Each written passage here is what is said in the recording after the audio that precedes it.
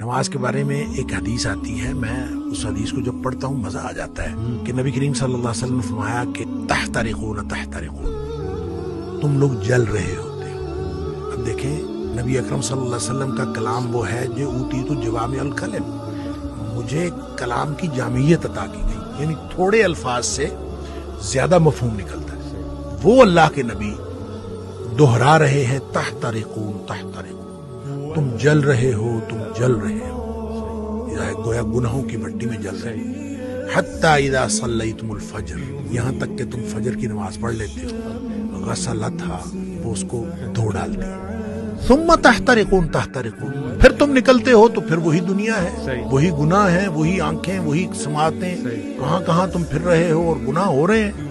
شکر ہے آگے ظہر کی نماز کا وقت آ جاتا ہے، حتی اذا صلیتم الظہر غسلتھا، تم ظہر کی نماز پڑھتے ہو، اس کو دھو ڈالتے ہیں۔ یہاں اسی طرح نبی پاک صلی اللہ علیہ وسلم نے پانچوں نمازوں کا ذکر کیا، ثم تحترقون تحترقون، پھر تم گناہوں کی بٹی میں جل رہے ہوتے ہو، آگے نماز آ جاتی ہے، غسلتھا، اس کو دھو ڈالتے ہیں۔ لیکن جب عشاء کی نماز کی بات کی نا تو آپ نے فرمایا کہ حتی اذا صلیتم العشاء غسلتھا، وہ اس کو دھو ڈالتی ہے۔ اس کے بعد آپ نے ثم تحترقون نہیں فرمایا، آپ نے فرمایا تو ثم تنامون، پھر تم سو جاتے ہو، پھر تم سو جاتے ہو، فرمایا پھر کچھ نہیں لکھا جاتا، یعنی پھر گویا وہ جو گناہ ہو رہے تھے وہ گناہ ختم ہو گئے۔ سوئے ہوئے کے آدمی کا تو کچھ نہیں لکھا جاتا، سوئے ہوئے سے قلم اٹھا لیا جاتا، تمہارے اوپر کچھ نہیں لکھا جاتا حتی تستيقظوا، جب تک تم جاگ نہ جاؤ۔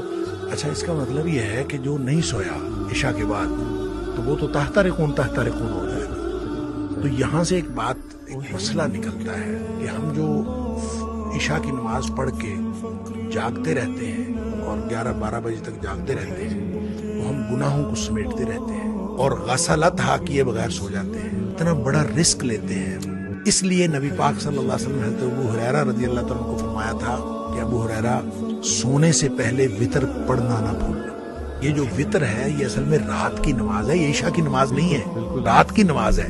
تو جس شخص نے تو عشاء کے بعد فوراً سونا ہے وہ تو عشاء کے ساتھ پڑھ لے کہ اس نے سونا ہے اس کے بعد، تو جس نے نہیں سونا، رات 11-12 بجے تک جاگنا ہے، تو وہ پھر وتر نہ پڑھے تاکہ وہ اپنے سونے سے پہلے وتر پڑھے۔ وہ جو جتنا کچھ تحترقون تحترقون ہوا ہو اس کو غسلتھا کر دے اور پھر آدمی سو جائے۔